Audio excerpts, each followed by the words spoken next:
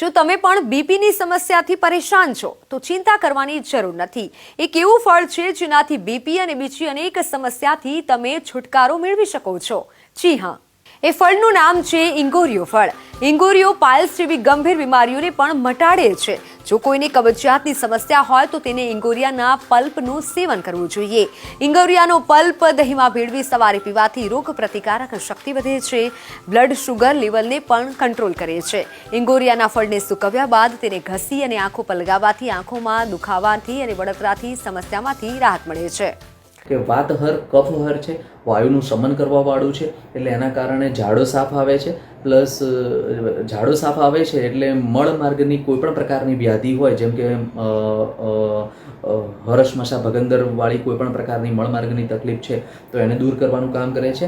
કફહર છે એટલે લોહીની ચિકાસને ઘટાડવાનું કામ કરે છે। હવે જ્યારે લોહીની ચિકાસ ઘટે છે અને વાયુનું શમન થતું હોય તો આ ઔષધિ તમારું કોલેસ્ટ્રોલ પણ કંટ્રોલ રાખશે અને તમારા બીપીને પણ કંટ્રોલ રાખવાનું કામ કરશે।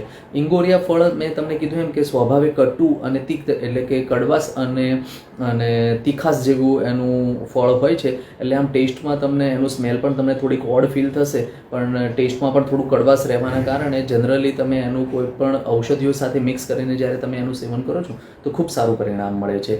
ઇંગોરિયાના ફળને પલ્પને વાળમાં લગાવવાથી વાળ મુલાયમ થાય છે। પહેલાના સમયમાં ઇંગોરિયાનો વધુ પડતો ઉપયોગ થતો હતો।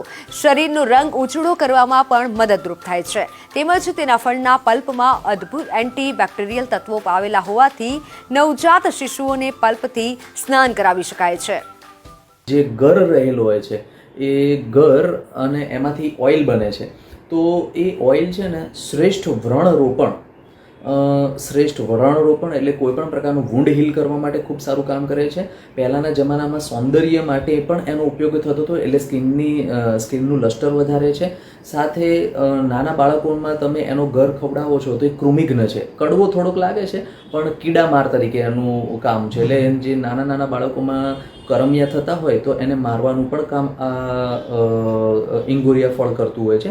એમાંથી ઇંગુદી નામનું જે ગર હોય છે એમાંથી જે તેલ બને છે, ઇંગુદી ઓઇલ જેને કહેવામાં આવે છે, એ શ્રેષ્ઠ સ્કિન ઉપર સ્કિનના વ્રણને એને જે વૂંડ છે એને હીલ કરવાનું સારું કામ કરે છે।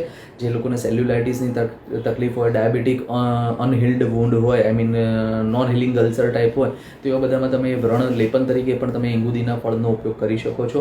સાવરકુંડલાના રહેવાસીઓ નવરાત્રી પછી ઇંગોરિયા યુદ્ધ કરે છે। એકબીજા પર ઇંગોરિયા સળગાવી અને ફેંકવાની માન્યતા છે। જો આ યુદ્ધ દરમિયાન કોઈ દાઝી જાય તો દાઝેલા પર ઇંગોરિયાનો લેપ લગાવે છે।